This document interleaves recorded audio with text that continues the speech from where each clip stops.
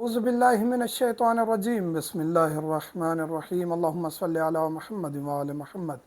मोमिनीन कराम, गोश्त के बारे में सवाल किया जाता है कि कौन सा इस्तेमाल करें और कौन सा इस्तेमाल ना करें। पहले तो हम बात करते हैं चिकन की, जो फार्मी है।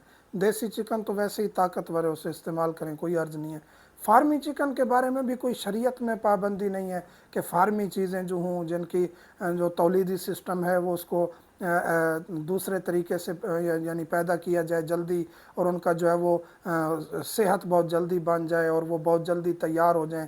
फार्मी जो मुर्गियाँ हैं या बतखें हैं या जो भी परिंदा, हलाल परिंदा है, फार्मी तरीके से उसकी ग्रोथ की जाए और उसकी पैदाइश हो, तो इसमें कोई शरई कबाहत नहीं है। आप उनको इस्तेमाल कर सकते हैं और इनके अंडे भी आप खा सकते हैं।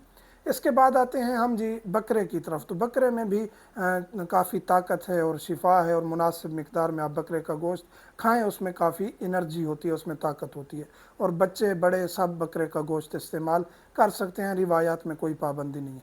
जो है बड़ा गोश्त, गाय भैंस का गोश्त, इसमें अहले बैत अलैहिस्सलाम ने फरमाया है कि इसको कम इस्तेमाल करना चाहिए। इसके गोश्त में शिफा नहीं है, इसके दूध और मक्खन में शिफा है। जो बड़े जानवर हैं, जो बड़ा गोश्त है, उसको आप कम से कम इस्तेमाल करें। बहुत ज़्यादा इस्तेमाल करेंगे तो आपको अंदाज़ा हो जाएगा, अचानक से बवासीर की शिकायत हो जाएगी, काफ़ी मसाइल आपके बढ़ना शुरू हो जाएंगे। तो बड़े गोश्त को कम से कम इस्तेमाल करना चाहिए, उसके दूध और मक्खन से इस्तेफ़ादा करना चाहिए। ये फरमान अहले बैत अलैहिस्सलाम से है। फरमान की आगे वजाहत करते हैं, मौला कहते हैं कि ये क्योंकि जानवर ऐसे हैं जो तकरीबन हर घास से खाते हैं, हर घास से जो है वो अपनी खुराक बनाते हैं, हर जगह से, हर दरख्त से, हर घास से। इस वजह से इनके दूध और मक्खन में बहुत ज़्यादा ताकत होती है। और फिर फरमाते हैं कि ये बूढ़ों के लिए कम मुफीद है।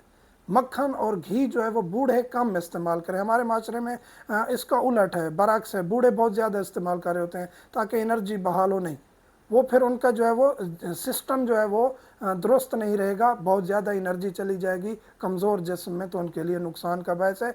कम इस्तेमाल करना चाहिए बूढ़ों को। और फिर आगे एक और चीज़ जो हम उलट करते हैं, ये दूध मक्खन और घी, हम मक्खन और घी ज़्यादा सर्दियों में इस्तेमाल करते हैं। मौला फरमाते हैं गर्मियों में ये आपको ज़्यादा फ़ायदा देता है, तो गर्मियों में मक्खन को इस्तेमाल करें, ये आपके लिए ज़्यादा मुफीद है।